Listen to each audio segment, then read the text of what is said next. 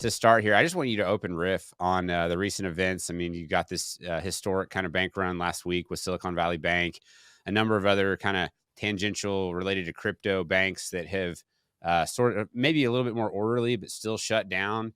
And then you've got, this morning, First Republic stock price crashing, rumors of other banks and lots of social media people kind of yelling fire. Just a lot to take in, but I'll just let you open riff here to start, and then we can go from there.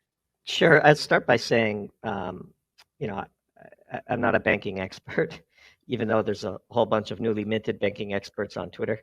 Yeah, I have a lot of experience with banking in my personal life, and I have friends who are executives at publicly traded banks that I talk to and have been guiding us through this crisis over the past couple of weeks, and we're certainly grateful for their expertise. And so I just want to say up front, you and I are not, I think you would probably say the same.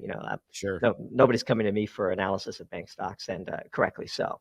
And second thing I want to say is, there's a lot of credit to go around for some of the folks that made some big calls here, and we're certainly not among them, but, Mark Cahodas and Edwin Dorsey at the Bear Cave and Bitfinex and Dirty Bubble Media and Parrot Capital and dozens more who have been working this story for a very long time feel pretty vindicated over the past week. And it's pretty amazing to watch this unfold. And the speed with which it has unfolded is just staggering.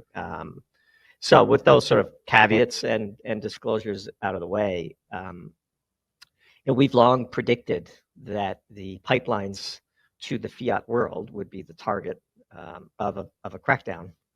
And the analogy that comes to mind this morning with basically the shutdown of Silvergate, not yet shut down, but obviously it's just sort of dead bank walking at this point, and Signature is this sort of the equivalent of blowing up the Nord Stream pipelines. These were major arteries for the crypto world. These were major gateway rails to move fiat into and out of the crypto universe.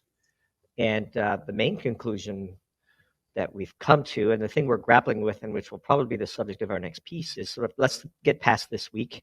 We could talk about the banking crisis. I happen to think that this morning might be its apex, and that the Feds have decided that no other bank is going to go down.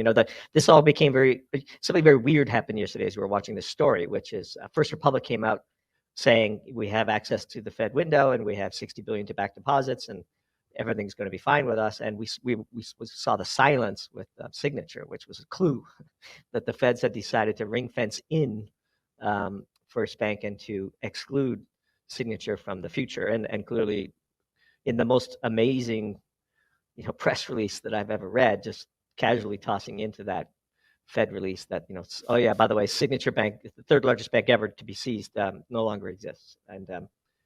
And so it's a really profound thing for the crypto world. I'm trying to think past this week, and it's always risky to make predictions, but this is an earthquake of profound consequences for the crypto world.